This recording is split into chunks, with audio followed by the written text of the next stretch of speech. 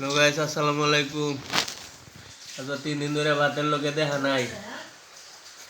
জ্বরে মাথা দে তো হাফ বাইর হইতে আছে, ফুটকি দেও ব্যারিং বাইরে আছে।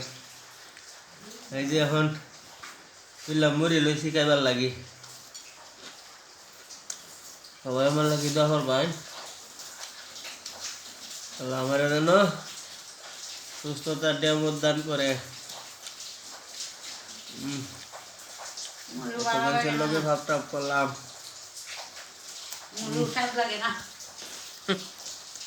রুচি নাই।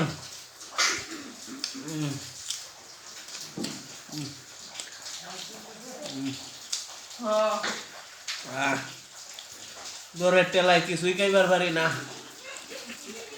দোকান লইয়া বাইরে পারি না, দোকানের মাল বয়ে বয়ে নিজে খাইতেছি।